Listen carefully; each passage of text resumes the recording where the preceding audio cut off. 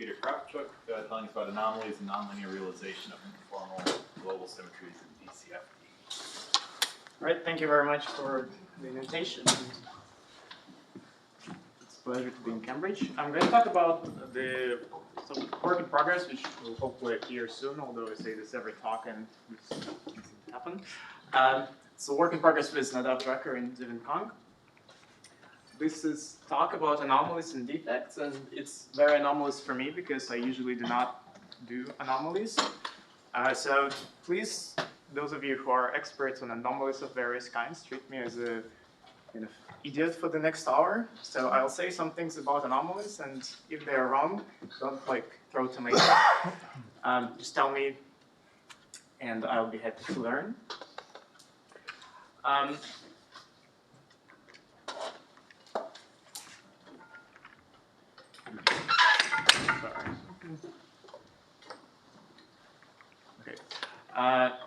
Okay, so the talk is going to be about conformal field theories and defects in conformal field theories.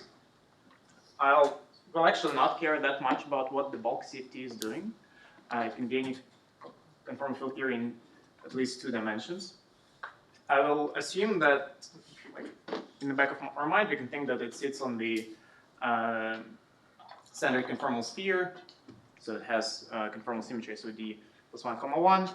It's not going to be super important for some of what I say. It's going to be important for other things. And we'll also assume that it has some global symmetry G. And I know that people like, for instance, discrete symmetries, but for me, I'll only be interested in the continuous part of the kind of in the connected component of the identity of G. So I'll just assume throughout that G is a compact connected group. And just to, be more concrete, let's look at an example. We can take maybe d equals 3 critical n vector model. So we have some n scalar fields, we have some quadratic interactions, which we can tune to a critical point, and in the IR we'll get a conformal field theory that we call the ON vector model. So I want to talk about defects, and for instance, in this theory we can add a defect by selecting some curve gamma in our spacetime and integrating our scalar field along this curve with some coupling hi, which I am free to choose as I want. Now, if I want this to be a conformal defect, then I, of course, want to, impose some conditions on this hi so that they're at the zeros beta functions and so on, and we'll assume that this is the case. So, of course, one thing that I want to stress is that although we sometimes say that defects are non-local operators as opposed to local operators, that just really means that they're extended. They can still have local actions, like this defect here, and so that's the class of defects I'm going to focus on. There are also defects that you can write which don't have local actions, and these are not the ones that we'll look at. By the way, so, and we can take this gamma to be in principle any curve, so it doesn't have to be a circle or anything. But for the most of the talk, I'll just assume that gamma is this perfectly round circle. And if this is the case, then the conformal group of the bulk CFT is broken by the defect to some subgroup. So p plus 1, 1, where p is the dimension of the defect. So in this example, p equals to 1, but I will consider general defects. And there are also some transverse rotations around the defect, which may or may not be present depending on the defect. More generally, of course, the defect can also break the global symmetry down to some subgroup. And for instance, in this case, we have the global symmetry ON, and this term in the action is breaking down to ON minus 1.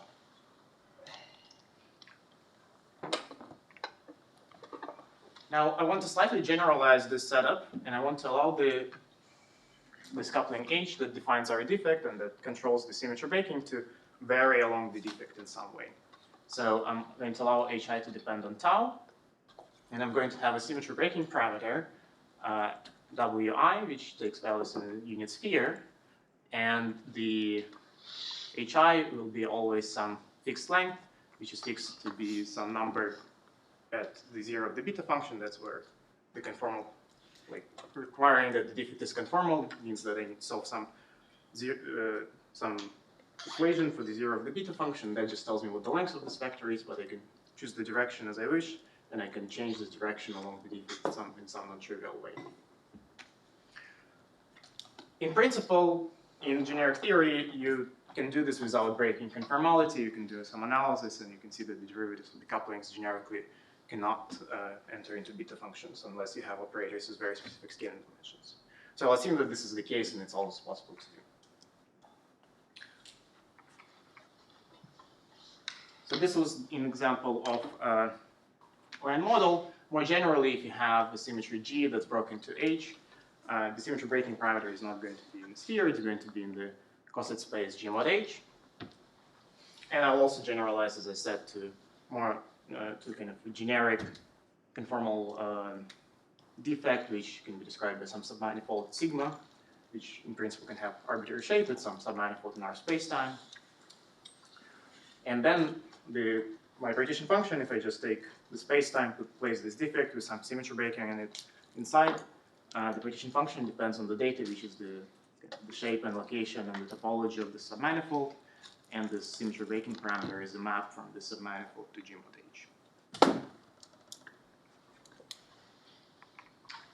Once we've done that, we can define so-called tilt operators, which are basically the linear response of the theory to this operation of wiggling our symmetry breaking parameter. To kind of put these words into concrete formulas, what we can do is to say, let's consider these symmetry breaking parameters which are very close to some fixed value, to say to the identity coset. And locally we can identify, like linearly, there's a canonical identification of G mod H with the Lie algebra of broken symmetries. Well, it's not the Lie algebra of broken symmetries, it's the subspace of the broken symmetries inside of the Lie algebra. And then we can choose a basis in this subspace and think of this W as some numbers Wi. And this identification is canonical to linear order. I want to make this identification also for small but finite W. And the way I make it is not going to be important for now. It just has to be kind of natural at the linear order, and then at nonlinear orders it is whatever you want. And then if I set this Wi's all to 0 as a function of tau, this means that my symmetry breaking parameter is just one fixed value along the entire defect, and so this is, my symmetry breaking is not varying along the defect in any way. And on this defect with constant symmetry breaking parameter, I can define correlation functions of tilt operators by now performing a deformation of the symmetry breaking parameter to linear order. So I'm taking variational derivative with respect to W, and then I'm setting W to 0.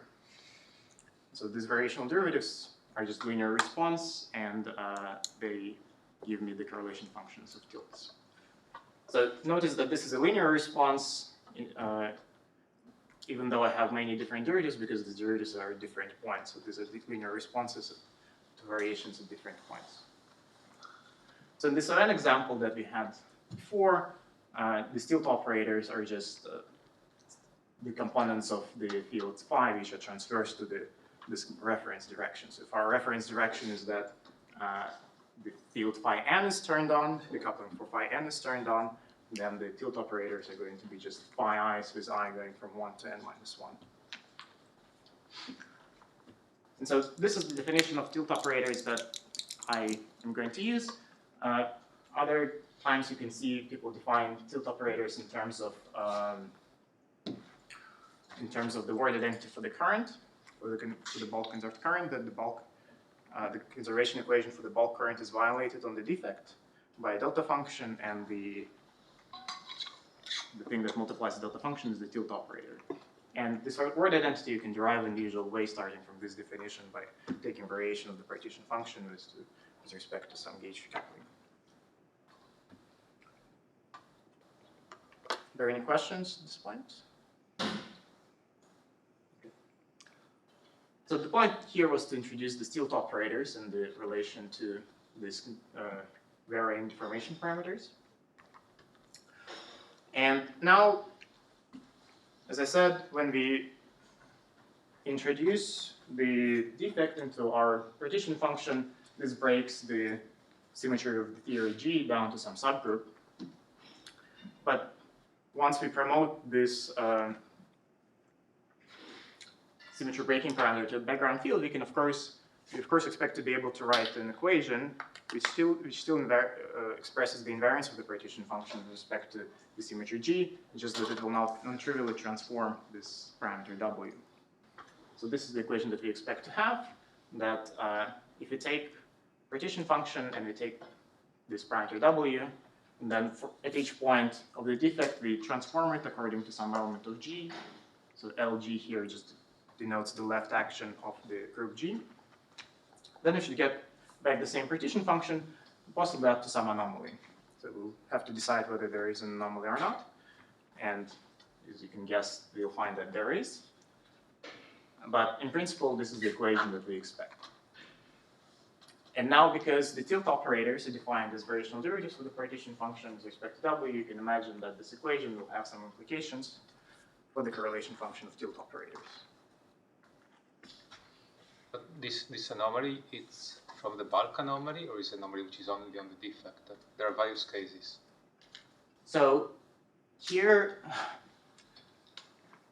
I'm not entirely, I guess in this, if you phrase the question this way, I'll have to say on the defect, but I'm not even talking about bulk here. All I'm doing is I'm applying a global symmetry transformation. I'm not introducing any like background gauge fields in the bulk or anything like that. All I'm doing is I'm doing this transformation. Now, if the defect is not present, then this anomaly would not be present by assumption, and so in that sense, it's on the defect. But the transformation happens also in the bulk. So it depends a bit. Yeah. But okay, this is your definition. Sorry? This is your definition. It's okay. Yeah. Whatever is the violation of this identity, that's the anomaly. We'll see what the form of it is. So. Any other questions? Yeah. So your symmetry operator can wrap your defect in this case? Sorry, say again? Okay. Can you ask the question? How your symmetry operator act on the defect in this case? So,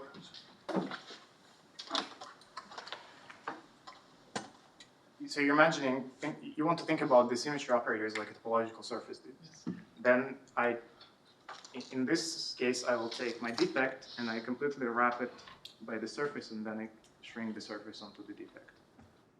But there's some intersection. So defect is a circle. Defect is a circle. Yeah. And then I surround it. The circle or a sphere, let's say it's some compact submanifold. So you don't have an intersection. Sorry? You don't have intersection. I don't have an intersection to begin with. I mean, here I'm not really thinking about symmetry. You can think about it, of course, in this way, but here I'm just saying this identity should be true. If I have, say, this magnetic line defect, which has a magnetic line pointing that way, and if I make it like point that way, to rotate at every point, it should still give the same partition function to anomalies possibly. If you want to think about it in terms of wrapping, then you have to say that it's a compact submanifold, and I just wrap it around and shrink the operator from the outside.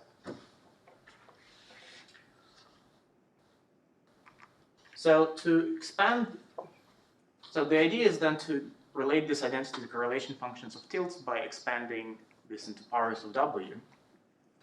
So let's talk about the expansion of Z of W into these powers. And the idea, of course, is that formally, at least, we can write this expansion that the partition function is non-zero W over the partition function is 0 W, given by this Taylor series in terms of the correlation functions of the tilts. And you can think of this as being true simply as a formal inverse to the definition of tilts.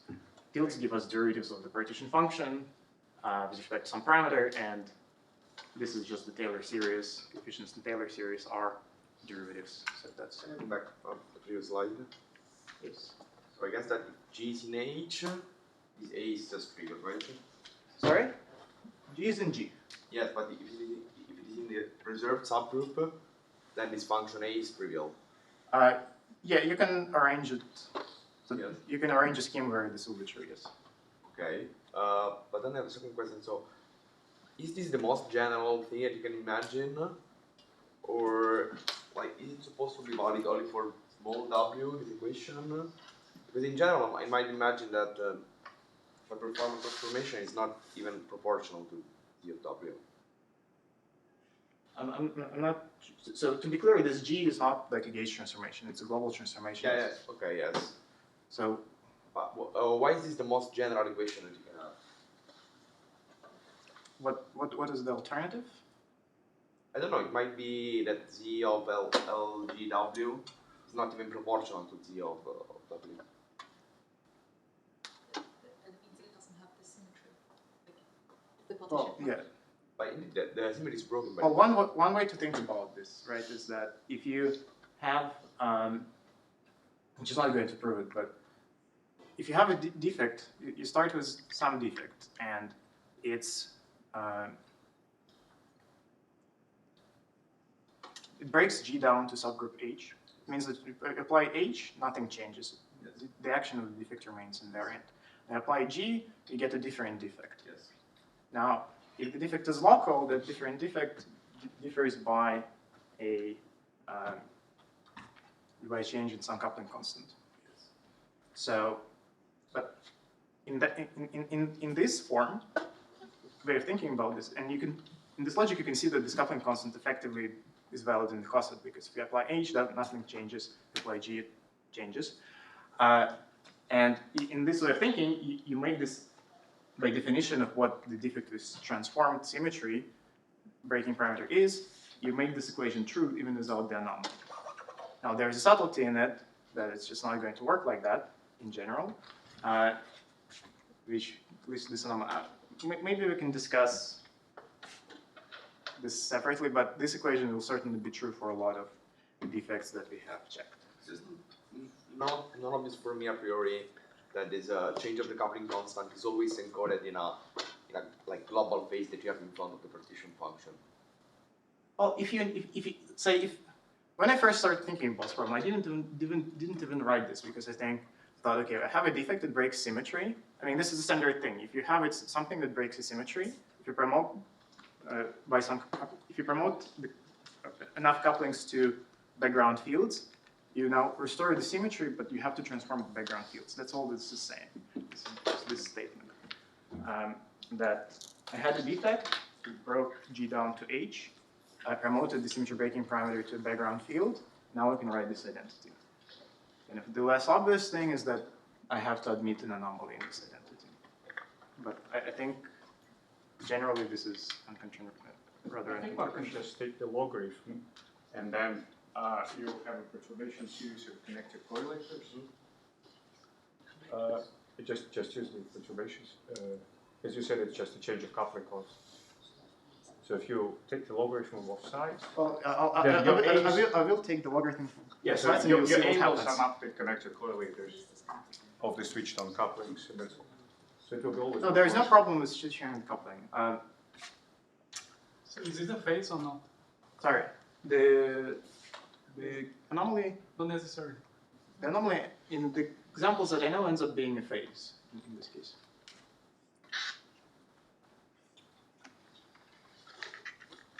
Well, let me continue, and then maybe it will become more clear. If you want, we can discuss that question separately, but I think this invariance equation is fine. Sorry, hopefully a really quick question, which is, I mean, in a way, this is kind of unless you put some conditions on A, this is just a trivial equation, right?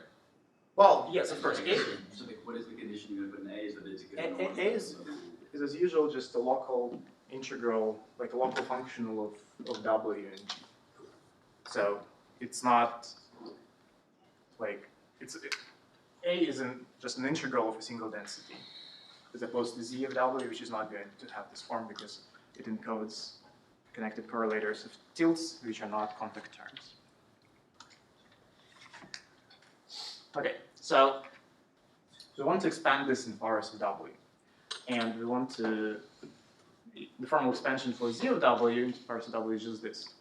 So what I want to stress is that this formal expression can be made precise in the sense of having finite renormalized partition function on the left-hand side and having renormalized correlation functions on the right-hand side where all the integrals make sense and you don't have to, in some sense, worry about renormalization. First, you cannot just not worry about renormalization. In this point of view, renormalization is hidden in that you now have to define this correlation functions as distributions of coincident points. So rather than always making excuses that, I'm going to use some sort of regularization of this integral and, cut out disks or use a mass bar or whatever, I will just assume that we have done our job and we have managed to define the correlation function of tilt operators, coincident points as distributions, so these integrals here make sense unambiguously and they compute fully the partition function. You can see that this is sensible because if you already have a partition function, the function of W, you can just take these variational derivatives, and variational derivatives are well-defined distributions, and this will provide you with the renormalization scheme. Yes? Did you require your context is in the conformal field there? If we use conformal field, if we consider CFT, do we still need to do a renormalization? If you want to compute these integrals, yes, you'll find, maybe you'll find divergences which you'll have to regularize. What I'm saying is that I want to approach the divergences not as like, oh my god, what do? I need to put a cutoff. I want to treat this as distribution. I think you want to say the gradation. Sorry? The gradation. You want to do a regularization. Well, I want to do regularization and I want to get rid of infinities. What I'm saying is that I get rid of infinities by treating this as distributional objects, and this is possible to do. I'm just saying this because this is not what everybody does, and so to some people it's apparently not familiar. So I want to make sure we're on the same page. Okay, you want to say that you have a divergence at the coincident point, so you should put some distribution like a delta function to remove a divergence. I guess you want to say. This, what you're saying is an intuitive meaning of what I say, but what I mean to say is what I say is that I need to define the correlation functions as distributions at coincident points. Okay. If it's not defined at coincident points, you cannot define it by adding a delta function to it because you're adding it to something that's undefined to begin with. Okay, it's what you mean for renormalization. All right. I'm happy to discuss this at length separately. In my experience, though, giving this talk, I do get asked a lot about this point, and it's really not the central point. But and I promise you, I have all the answers to these questions. So, an important thing to realize, though, is that doing this is not like making this definition is. There isn't a unique way of doing this. So because once you've done this definition of correlation functions at coincident points, you can add these delta functions that you mentioned. And this will make a new definition. Now you cannot do this completely arbitrarily. There are some consistent conditions that you need to satisfy. But there still is some freedom left in defining these correlation functions as distributions. And so there is an ambiguity, and this is the scheme ambiguity. You can have different renormalization schemes, and they will correspond to different choices of these distributions. And there is another ambiguity which I swept under the rug before until now, which is that these W's are numbers. We should treat as some sort of coordinates in G mod H, and I didn't explain what these coordinates are. The claim is that these are essentially the same ambiguity. So for every choice of the contact terms in this correlation function of tilts, there exists a corresponding choice of coordinates in G mod H, which makes this equation literally true, and vice versa. There is a small caveat to this, which has to do with adding counter terms to the partition function proportional to the identity operator, which will change the form of anomaly, but that's we'll come back to that later. So there is this correspondence between choosing the coordinates in G mod H and renormalizing the correlation function of tilts. You can see that kind of the degrees of freedom match, but doing a kind of one-to-one identification of these two choices is hard. And this is one of the things we'll see actually come out from this left invariance identities, that it allows you to make the identification. But my point is that we will take this equation as literally correct without any subtleties. And to do that, you need to renormalize properly, and you need to acknowledge the fact that depending on how you normalize, you'll get different coordinates on G mod H.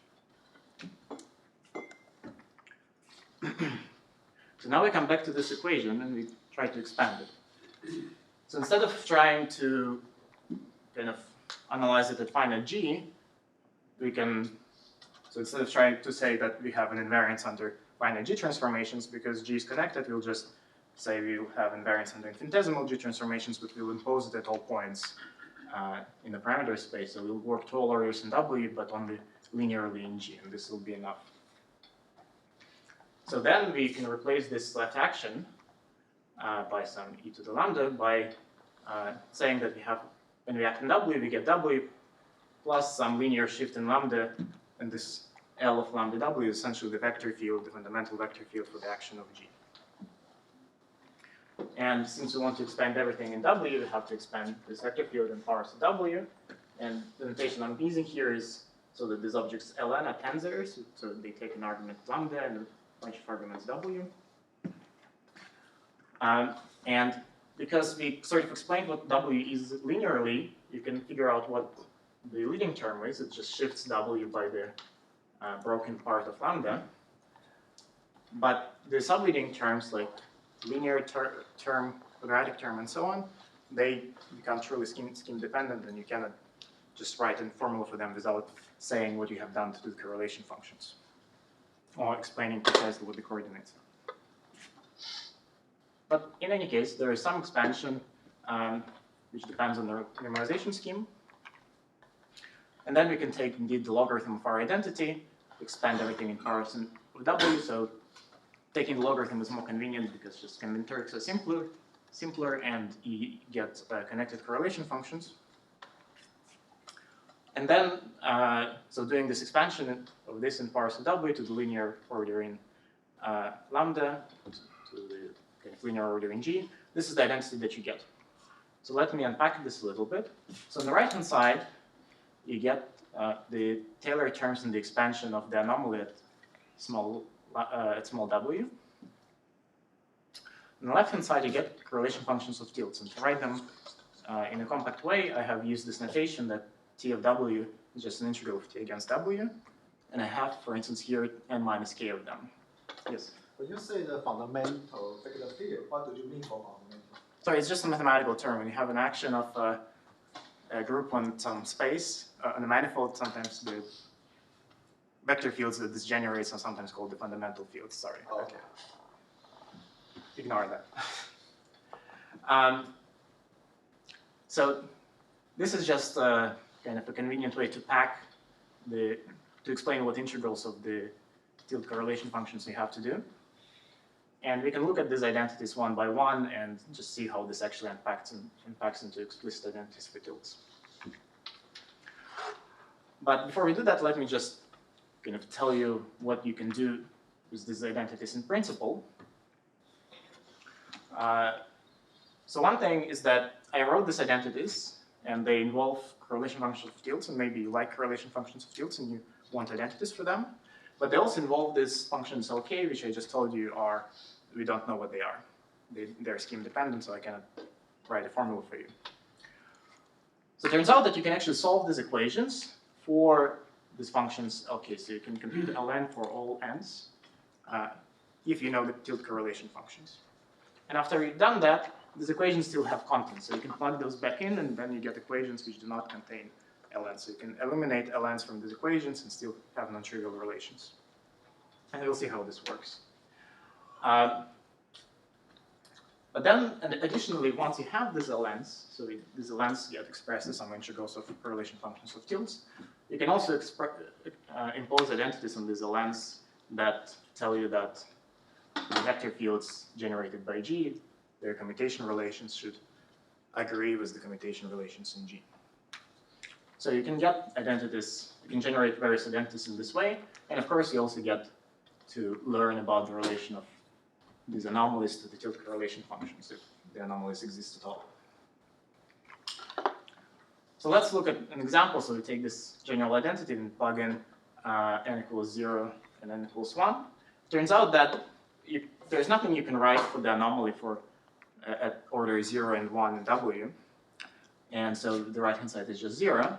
But if we unpack the left-hand side, then for n equals 0, we have one term, which is just t of lambda. And for n equals 1, we have two terms, which is t of lambda, t of w, and then another term, which is which involves L1, so that comes from k equals 1 term here. Now, these are using this notation where I'm kind of hiding the integrals.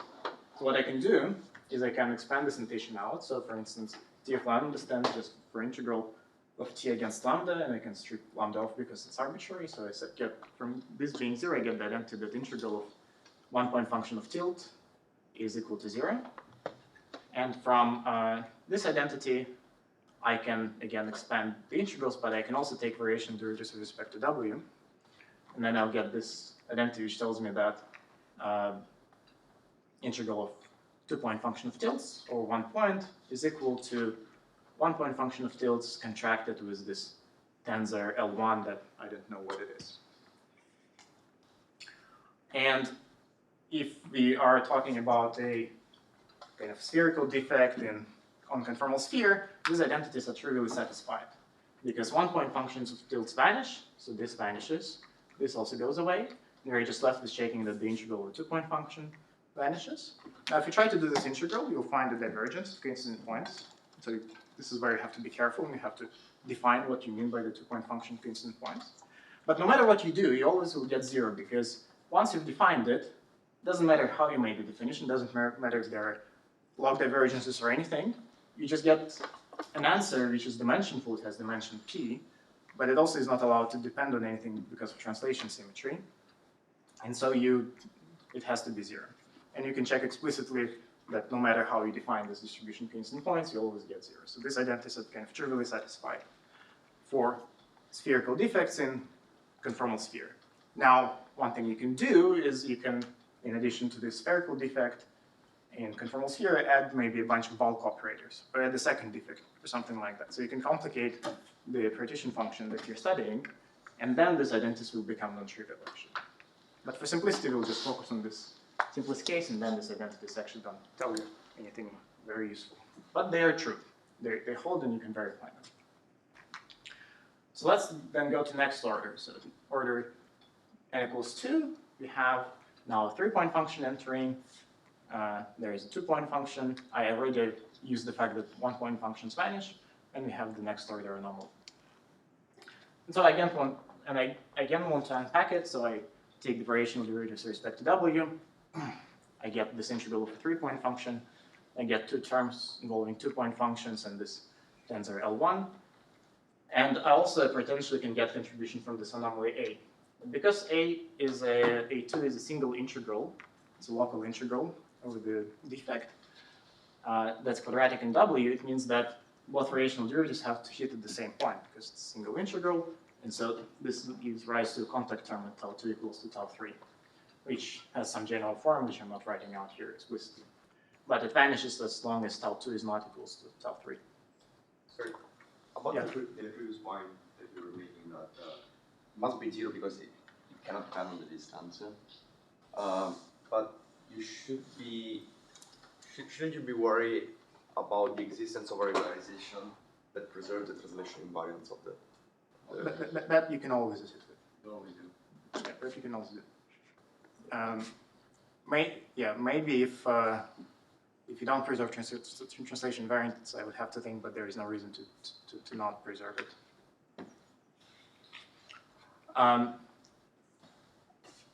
So here, now we have a more interesting identity where we can ask, do we look at tau 2 equals to tau 3 or tau 2 not equals to tau 3? And the strategy is to first look at separated tau 2 and tau 3 and then see what happens at the coincident point where this anomaly can enter.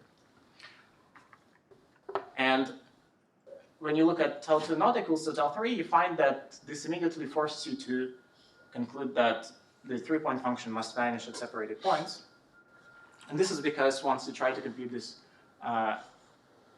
this integral, you'll find logarithmic divergences, which you can take care of and define this distribution as a distribution and so on. But because there are logarithmic divergences, once you have regularized and removed all the divergences, you'll still be left with a logarithm of the distance between tau 2 and tau 3.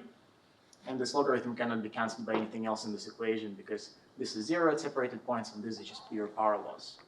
So this forces you to have the 3-point function of tilts vanish. And this is a well-known result, of course, that because this 3-point function controls the one beta function of tilts, and we expect tilts to be exactly marginal, so we expect it to vanish. Here we just see that this is actually a consequence of this symmetry identities.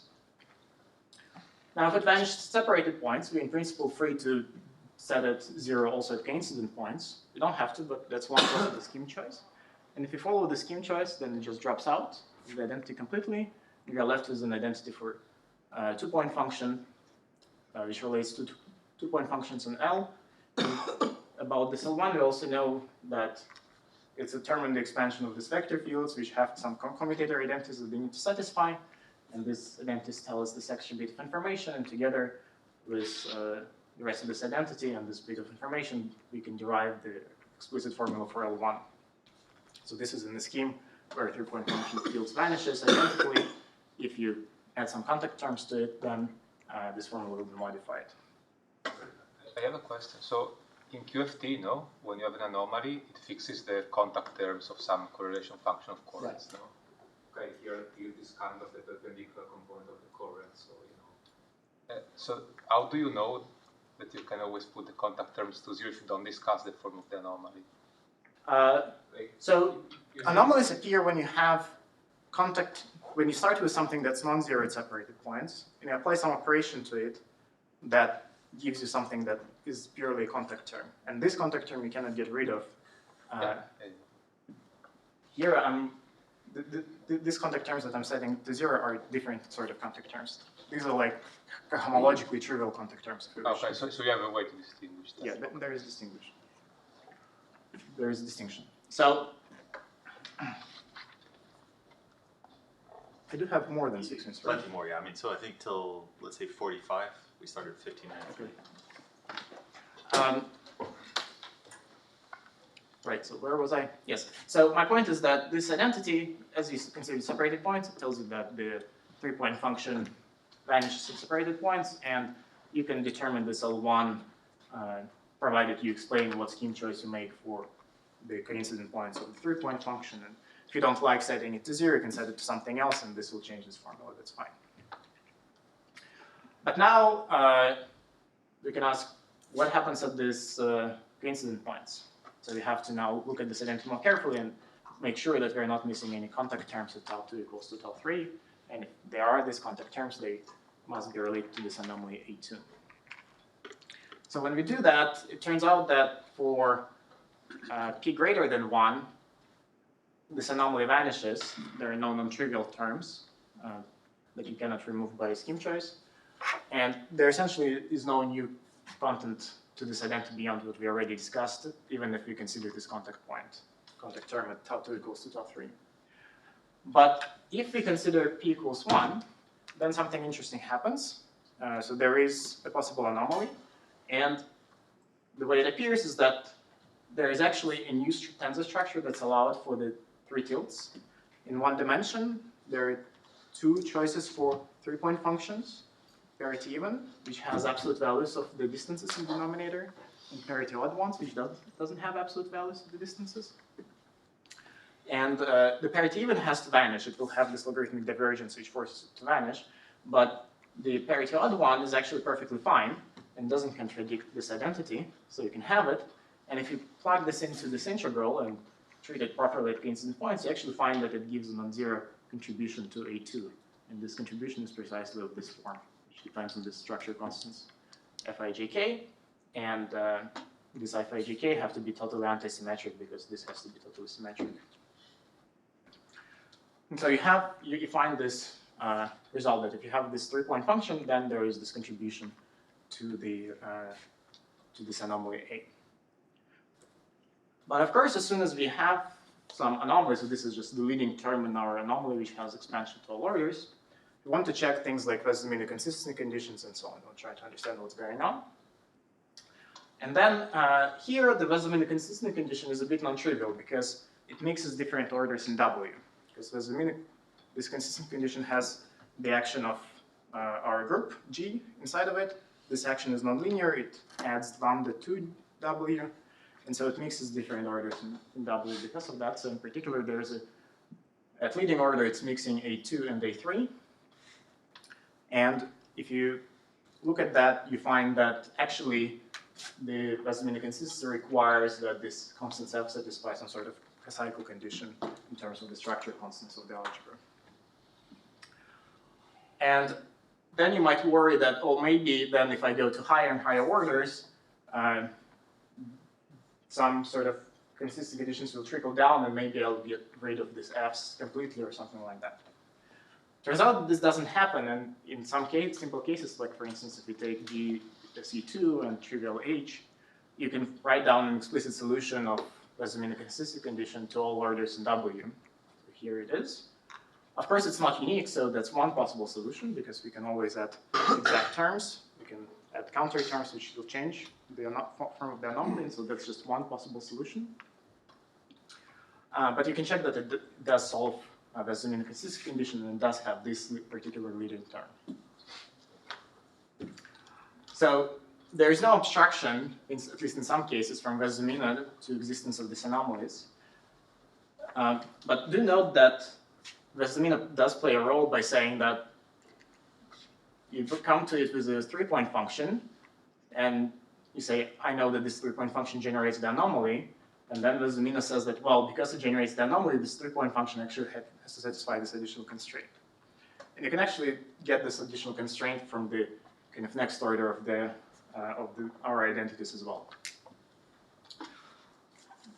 Anyway, so if we look at this example, one thing that we can notice is that there is a singularity at W equals to 2 pi, which in this case is just the central element of SE2. And so that makes the interpretation of this anomaly a little bit problematic because, okay, so this is infinity for some values of W. On some, like, if you have, for some values for a symmetry parameter, the anomaly is infinite. Probably you should think of this as an anomaly for SO3, not SU2. So that's one possible interpretation, right? But another one is that this is just one solution of Westerminian consistency conditions. Maybe I just chose an unfortunate one and there's a better one which doesn't have a singularity. It turns out that you can get rid of singularity at this point, but then it will appear at another point. And so you can show actually that in all cases, if you have a non-trivial solution to Westerminian consistency, it's going to have a singularity somewhere. And the way you can show this is that if you did have a smooth anomaly, it would have this form where we have an integral of some one form times lambda over our circular defect. And then if you look at so an alpha would be some smooth one form modulo exact terms.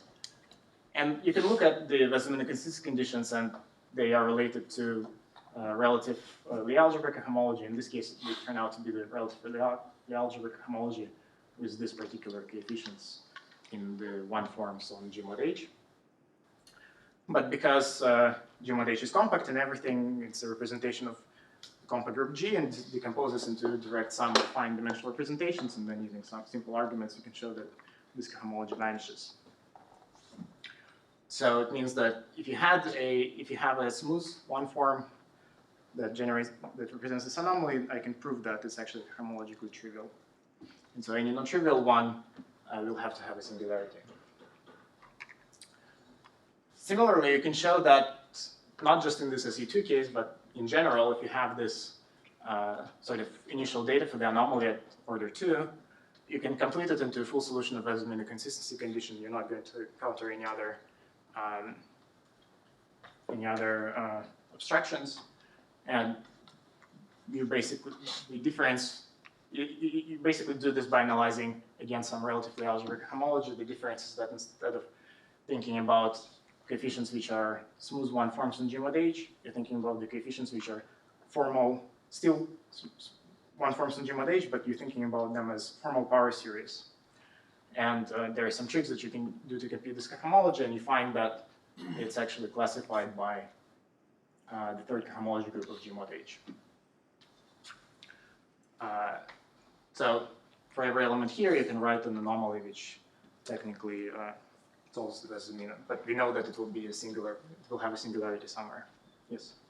So sort of preemptive question, are you going to comment on how to solve the problem of the singularity? Yes, that's next one.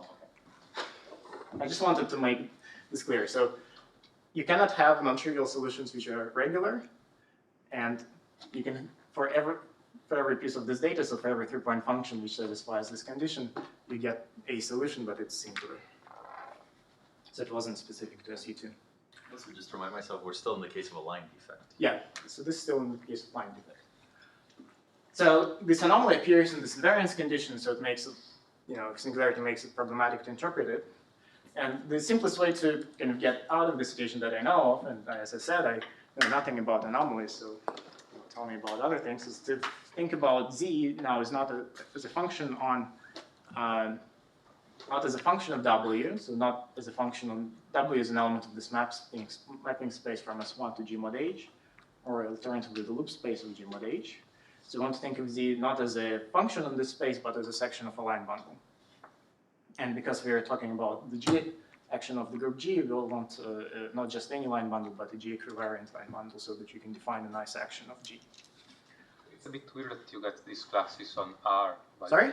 It's a bit weird that the classes are valued in R, not in U1 or Yeah, Z. so wait. That's because that's the case, give me a minute. I'll get there.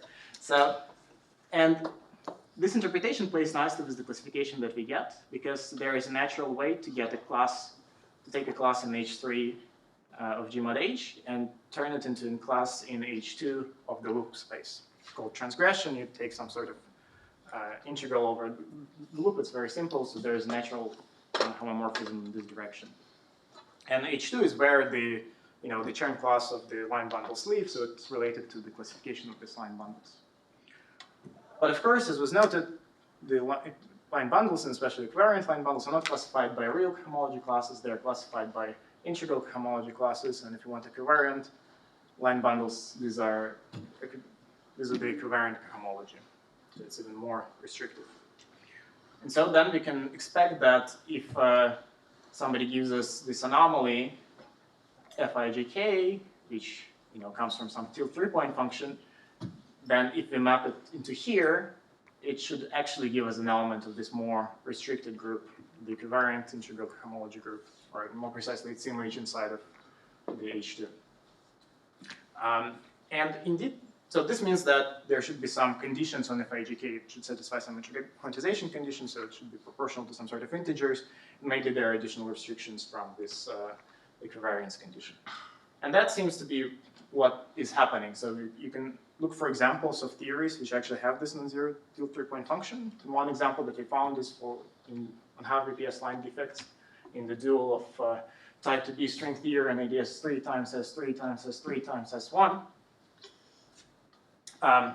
And there people have found these 3-point functions, and they're proportional to some NS and S fluxes. So they naturally satisfy a quantization condition, and to the extent to which we can work out what this condition means for our Fijk in these cases, this precisely agrees with them being integral cohomology classes. So the result that we get is that if you see a tilde 3-point function in a line defect, you can immediately tell that it will satisfy this cycle condition, this one, and then the rest of it is going to satisfy some sort of quantization conditions. And that quantized thing will tell you that there is a non-trivial line bundle, so there is this anomaly. So this is the story for line defects and for n equals to 2 identity. Now you can go to higher orders. Can I ask you to be more pedagogical? So I did not understand if in this bunch of hard things, does it mean that you cannot pick W as to be 2 pi, and so the divergence is not there, or is the divergence still there? Well, okay, so let's see. So our anomaly coefficient is this F. So F, we because of this condition essentially, and some other subtleties, is actually an element of this, the algebraic homology, or equivalent to this homology class on G mod H. And if you try to interpret it as like this A is a function, you'll fail, because there are singularities always. But you can save yourself by interpreting this as basically an anomaly is essentially a connection on a line bundle, because that does not have to be defined globally. It only has to be defined patch by patch, and then there's a transition function. You can check that that saves. It kind of hides the singularity outside of your patch, and then you can define the anomaly on different patch in a way so that you actually never see the singularity. Another way of thinking about this, which is a bit rougher, is that the non-trivial line bundles, like trivial line functions are just sections of a trivial line bundle, and functions can do whatever they want. They can be non-zero everywhere. Non-trivial line bundles have to their sections always have to vanish somewhere, and where a generic section vanishes tells you what this line bundle is essentially. And saying that A has a singularity is only consistent with this equation and smooth Z if Z vanishes whenever A has a singularity. And so you can try to interpret it in this way, that singularity forces Z to vanish at some points, and you can choose where. But in the end, in like simple cases that you can actually work out, you can see that interpreting this in this line bundle language actually gets rid of the singularity. So, and in general, do I understand so at some point you reassure that as you have all the answers as to why these correlation functions of tilde singularity with W should be finite for any W. So if you have all the answer to that, this had to be solved, right? Because you cannot get an infinity out of something that you said you were regularizing so that it's finite. No, that's not true, because those answers tell you why A is finite order by order in W, but the singularity appears finite distance away from zero. So you have to resum infinite series. So the singularity is actually not in any fixed perturbative term, but in how this resums into a non-perturbative answer. And that doesn't have anything to do really with the question of how to define each perturbative term separately. Thank you. So we can go to higher orders in our identity, and so we can look at n equals 3 identity, which involves the 4-point function, and then you can again decode it into what it actually means for like explicit integrals. Now it depends on this L2, and the story is that you can find this L2 by looking at separated points. You can find this L2 from your normalization choice for TTT. You can impose some relations that you know that L2 has to satisfy, and also study other kind of aspects of this at separated points. And the result of this is that you get the integral identities for 4-point functions of tildes that you mean, I think, probably discuss it in your talk, I expect, but I haven't seen it. So that's what you get from there, but then we still can do the analysis at 3 coincident points and try to see if we have a 3. And turns out that, yes, we can have a 3, but this time it will appear from this 4-point function only for the surface defects. So line defects have the anomaly which is detected by 3-point functions, and surface defects have anomalies which are detected by the 4-point functions. And the anomaly has a very similar form. Now, instead of one form here, we're integrating in 2 form over a surface. This gives us an extra index, so our coefficients are 4 forms. And they're extracted not from the 3-point function, but from the 4-point function. And they're extracted in this funny way, where you take the 4-point function, integrate it over cross ratios with a funny kernel, which is this D function, depending on dialogues. And there is a beautiful, very technical story how you can get this from that contact term, how the dialogues pop out. And I'm not going to tell you that. But again, there is this cocycle condition. You can show that the anomalies are classified by H4. These naturally can be mapped to H2 of the mapping space from the spheres, for instance. So we again expect some quantization conditions from the covariant homology with integer coefficients. So it's the same story, just upgraded 1 dimension higher. And we can find examples where of surface operators which have non-zero anomaly of this kind. So for instance, same surface operators in 6D 2,0 theory will have this type of anomaly.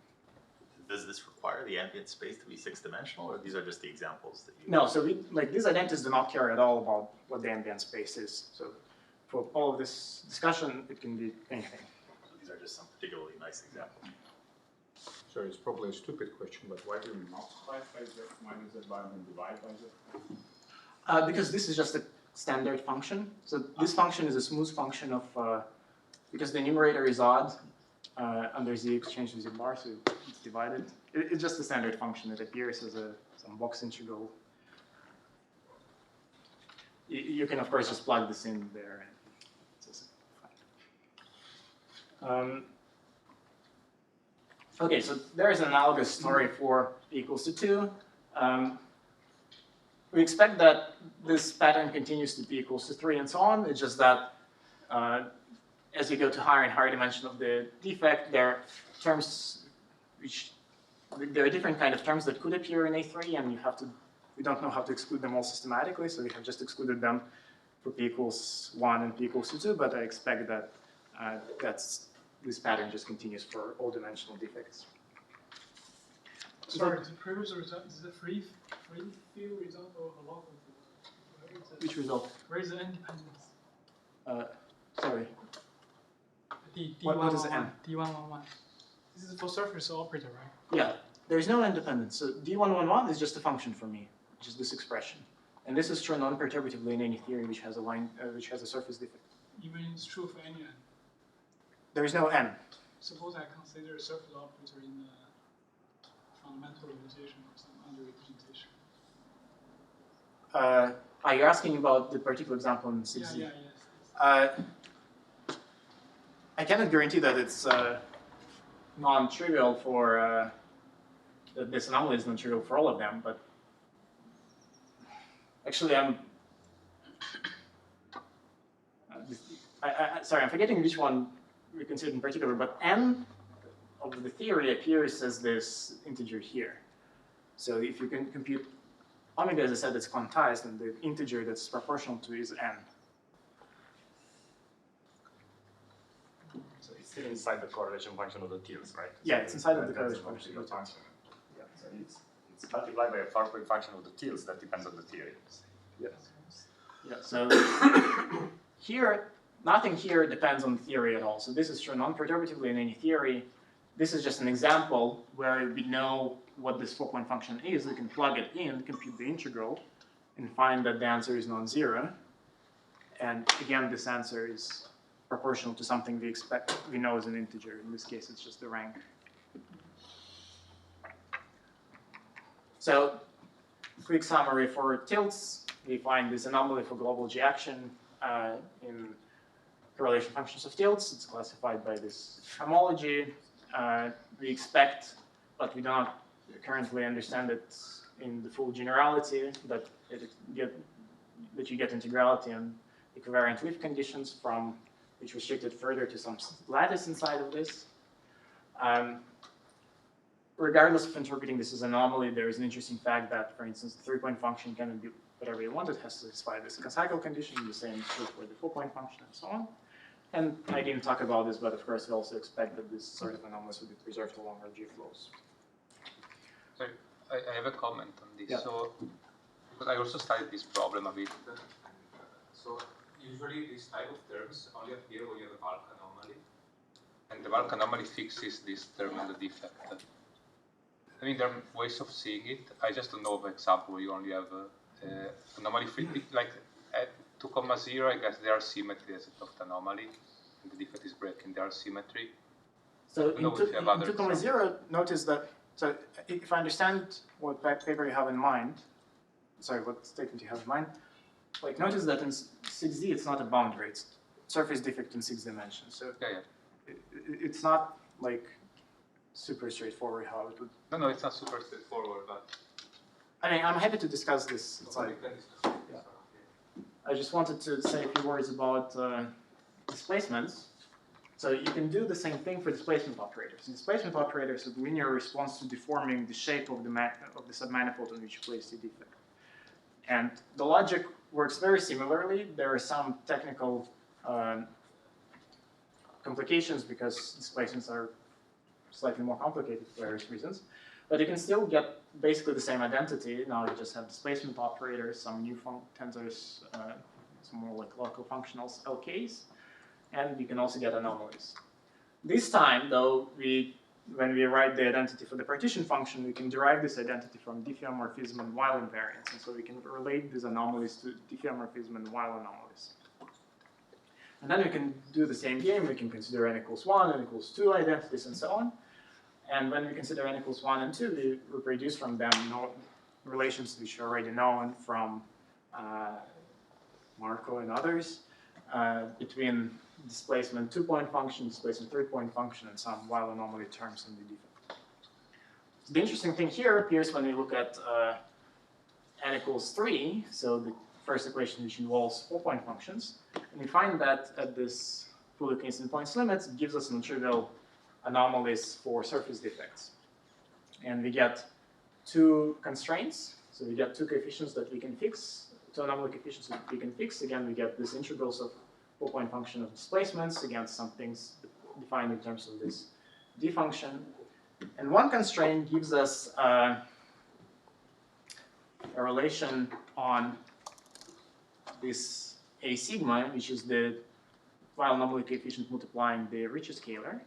And it's an interesting coefficient because it satisfies various monotonicity properties, it's an A-type constraint, and so on. And so this is, as far as I know, the first relation for this anomaly coefficient that relates it to some relation functions of local operators. And the second relation that we get is for some parity-odd coefficient, which we expect is related to the gravitational anomaly of the defect, of the surface defect, but because we don't know enough about this gravitational anomaly, it's actually hard to tell. Like, we know that there is some coefficient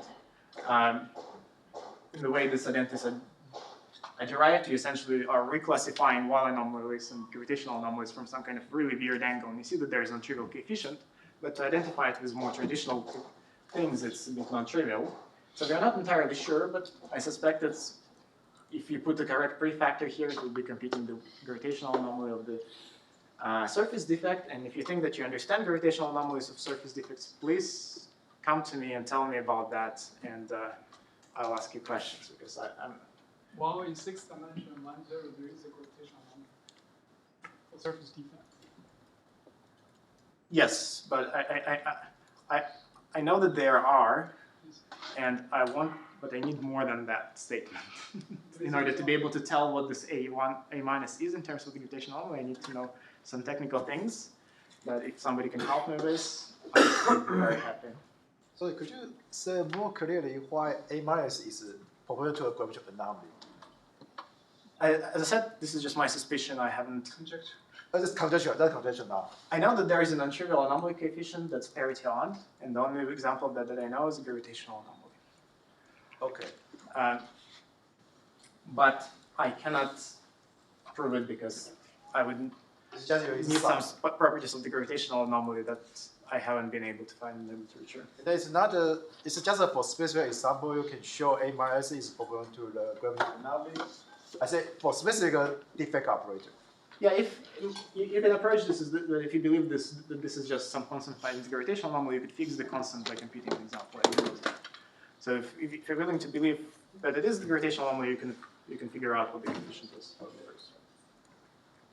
Anyway, so that's the kind of results you can get for displacement operators, and I'll end here as a quick summary.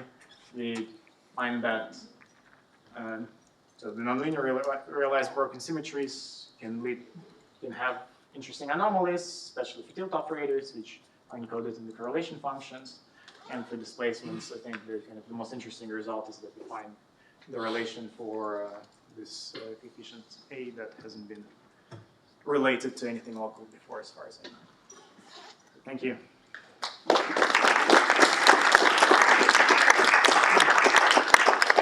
Maybe just one quick question, then we'll continue over lunch, if that's okay, because we're kind of a little bit behind schedule. So, yeah. Can you say more about DDD, 3-point function? DDD?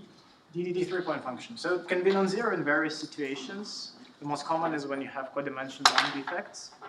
Then DDD 3-point function can be non-trivial. And there is a while anomaly term that is fixed by that. But not for PV2 or PV4. Sorry? Yeah, I just wonder how to identify these two anomalies. These are for odd dimensional defects. Odd dimensional. Odd dimensional Why? defects. Just that's What's the comes fact? out. The No, yeah, it's a bit technical to explain why. Odd dimension does not have wire anomalies. Sorry? Odd dimension does not have wire. That's not true. Odd dimensional defects can have Weil anomalies. So boundaries in 2 dimensions have Weil anomalies which are fixed by the central charge, for instance. And that central charge is proportional to 3-point function, for instance. Okay, let's thank Peter again.